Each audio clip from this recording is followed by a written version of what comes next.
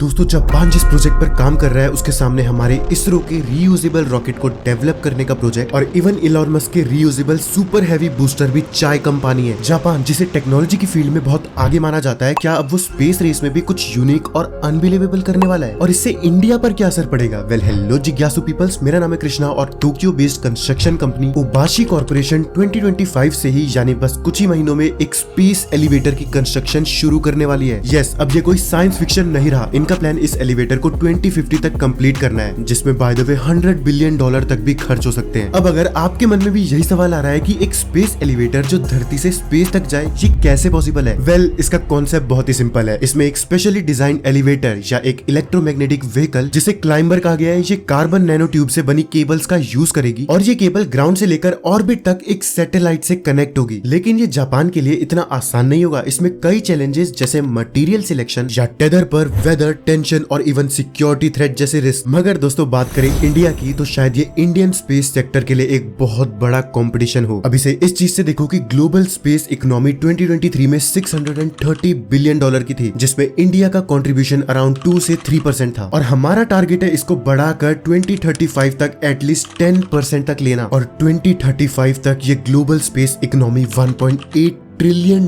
की होगी, which is huge. और ऐसे स्पेस एलिवेटर के बन जाने से कार्गो स्पेस तक पहुंचाना और भी तेज और सस्ता हो जाएगा, जिसकी एस्टिमेटेड कॉस्ट करीब $57 पर पाउंड होगी। अब फ्रेंड्स, जापान जो स्पेस एलिवेटर बना रहा है उसका कॉन्सेप्ट जितना सिंपल लगता है, उसका एग्जीक्यूशन उतना ही चैलेंजिंग होगा। और इस स्पेस केबल की लेंथ करीब 90,000 किलोमीटर हो सकती है, जो अर्थ और मून के डिस्टेंस का क्वार्टर है। और इसके प्रपोज्ड कॉन्सेप्ट में इसे कई स्टेजेस में बनाया जाएगा, जिसमें फर्स्ट स्टेज में इसके बिल्डिंग मटेरियल्स को लो अर्थ ऑर्बिट में ट्रांसफर किया जाएगा और एक स्पेसक्राफ्ट अर्थ की रोटेशनल स्पीड को एग्जैक्ट मैच करते हुए अर्थ के साथ रोटेट करेगा और फिर इन केबल्स को धीरे धीरे रिलीज करेगा टुवर्ड्स अर्थ, जिनके एंड में कुछ इंजन्स लगे होंगे। और इन सब में सबसे इंपॉर्टेंट चीज है कि इस सबसे जापान में कई सारी टेक्नोलॉजिकल कैपेबिलिटीज डेवलप होगी, चाहे वो मटेरियल साइंस में हो या एक फुली वर्किंग रॉकेट इंजन को डेवलप करने में। वेल, आप मुझे कमेंट करके बताओ कि क्या इंडिया को अपनी करंट जीडीपी और एनुअल बजट के हिसाब से ऐसे कुछ यूनिक प्रोजेक्ट्स को प्लान करना चाहिए just for the sake of critical technological development. और वीडियो यहाँ तक देख लिया है तो इसे लाइक और सब्सक्राइब करके जाना, ताकि बाद में दिमाग पर जोर ना देना पड़े इस चैनल के नाम को खोजने के लिए। मैं मिलता हूं आपको नेक्स्ट किसी अमेजिंग टॉपिक के साथ। तब तक के लिए stay safe and keep learning. जय हिंद।